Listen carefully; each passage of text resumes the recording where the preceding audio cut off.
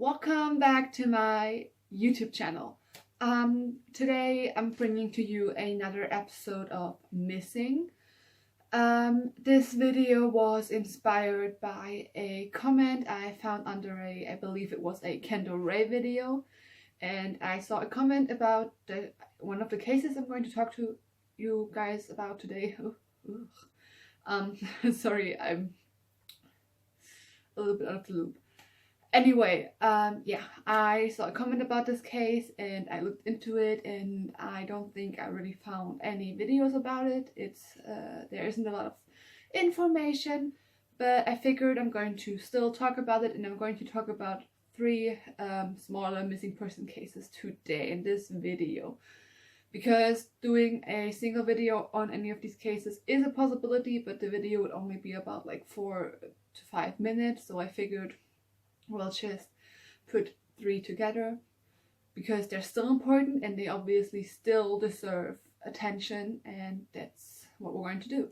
And I'm not claiming this to be a original idea. Other YouTubers, other true crime YouTubers do these kind of videos too, so just putting that out there, and let's jump right into the video.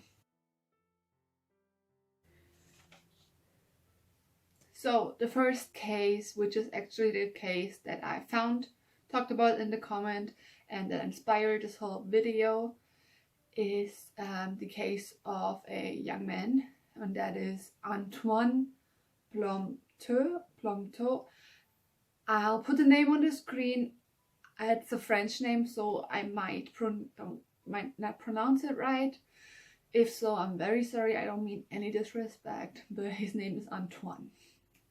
Now, I did find on my research the active Facebook page for Antoine. You can search it up by just searching Missing Antoine Plomteux, and it's very active, and from what I saw I could gather that Antoine seems to be a very well-loved young man. Like, there's a lot of posts with well wishes and talking about people missing him and hoping to see him again, so he does definitely seem very well loved.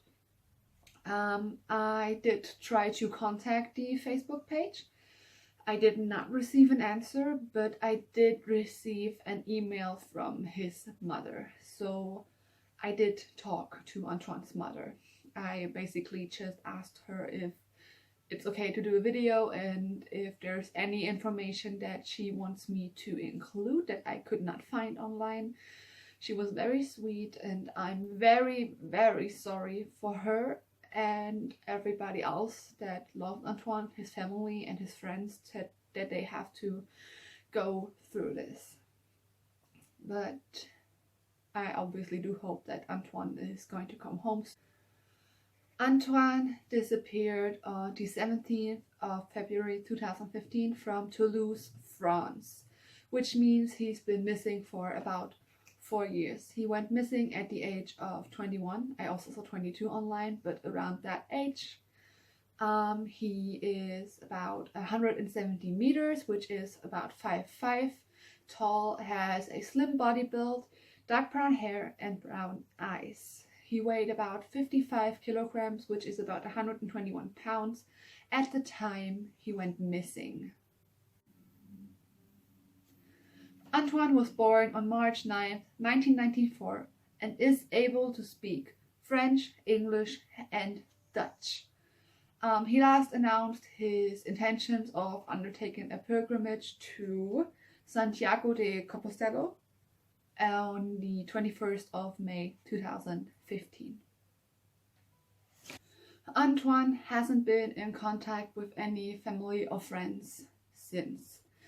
If you have any information about the whereabouts of Antoine, please contact the Belgian Federal Police at +410 22730 9400, or contact Inspector Christoph Slitz at christoph.slitz.8541 at police.be. I'm going to put that information on the screen, obviously.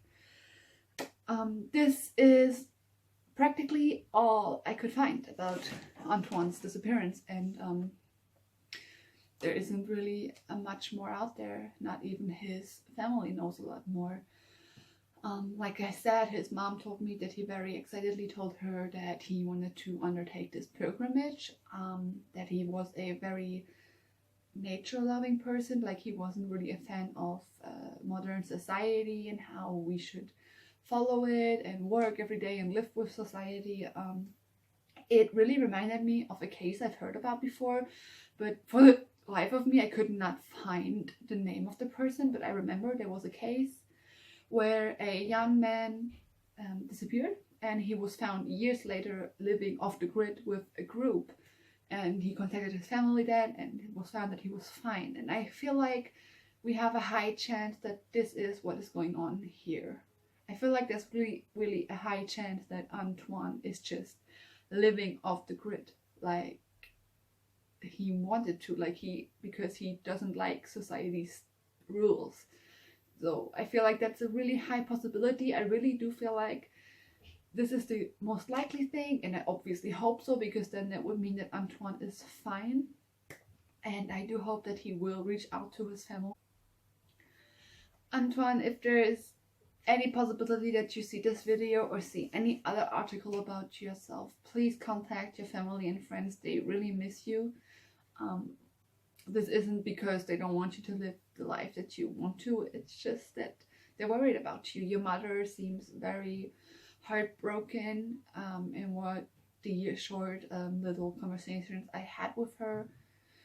She really misses you, and I do hope that we'll find Antoine safe.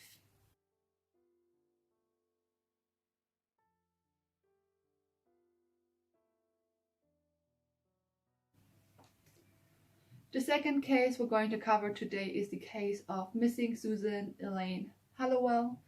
She was last in contact with anybody on the 1st of April 1980. She is missing and foul play is suspected.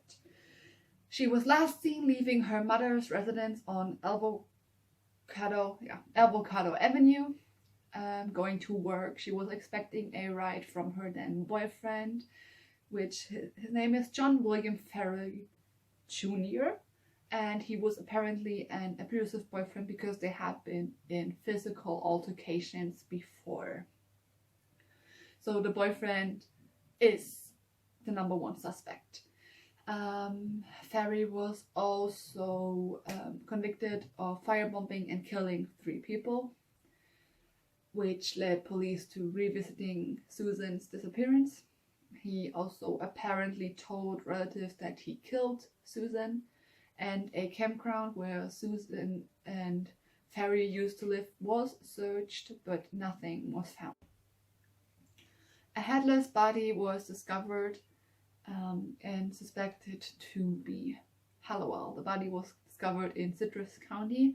The female body was between the age of 20 to 30 years old and was found in the northern part of the county near Withlacoochee River. 9 months later, 30 miles in Hernando County, I think. Yes, the head was found when 30 miles are about 48 kilometers. There, I found saying that dental records were supposed to be compared, but I found no update on whether that happened or if the body was ruled out. I honestly could not find an update on that. Susan is still missing. So I would think they might have compared it and it didn't match. She was age 24 at the time she disappeared, and her nickname was Miller. Like I said, I could not find if anything happened with the dental records, but if they were compared, I'm guessing that they didn't match, because to this day, Susan is still missing. She was 24 at the time she disappeared, and she's a Caucasian female that went by the nickname Miller sometimes. She is about 5'3", which is 160 meters tall, and weighed between 125 to 135 pounds, which is about 56 to 61 kilograms. When Susan was last seen, she was wearing a brown hat, a multicolored poncho, and blue jeans. The style of transportation she was last seen in was either a brown or white wagon. If you have any information on the disappearance of Susan, please contact the Melbourne Police Department at 321 608 6731.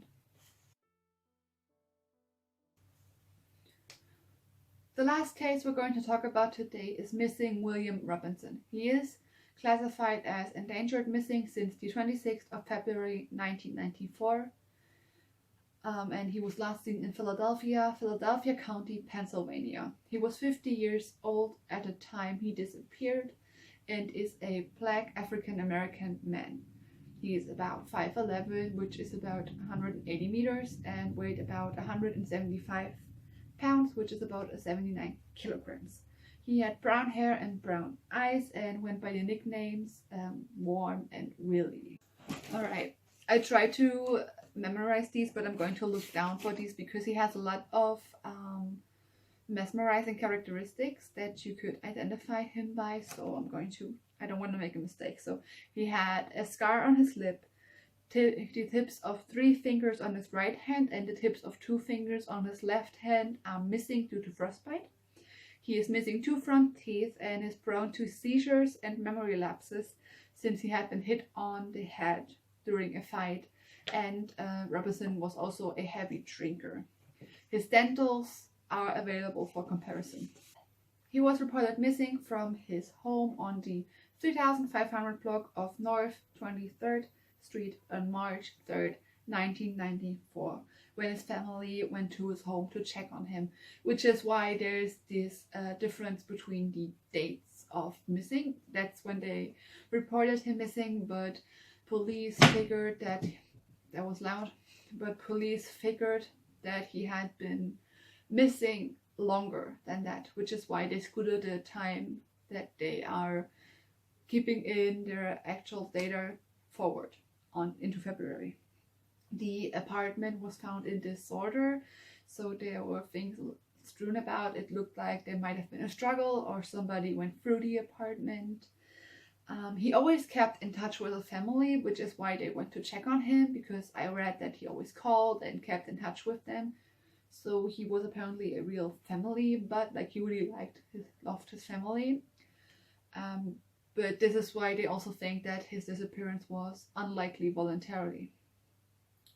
If you have any information about the disappearance of William Robinson, please contact the Philadelphia Police Department at 215-686-3013. This is all I have on these cases. Like I said, these are cases with not that much information on them, which is sad, but they still matter, which is why I'm talking about them. And I hope that a lot of other YouTubers do talk about smaller cases, but might talk about these cases too, because they still deserve as much attention as any case, and they obviously haven't gotten the media attention that other cases have. I do hope that we can find out what happened to Susan and William. In my opinion, I think that in these 2 cases, there's a high likelihood of foul play, and that the outcome of what happened to them might not be a good one. Nonetheless, it is still important to look for them, and their families and friends deserve closure and deserve to have a proper burial and grieve them properly and know what happened. And they obviously deserve that people know what happened to them, and that whoever did something bad to them is brought to justice. In Antoine's case, like I said, I do believe that there is a high chance that Antoine is still alive and out there and is just living off the grid. I hope you enjoyed this video, and I'll see you in the next one.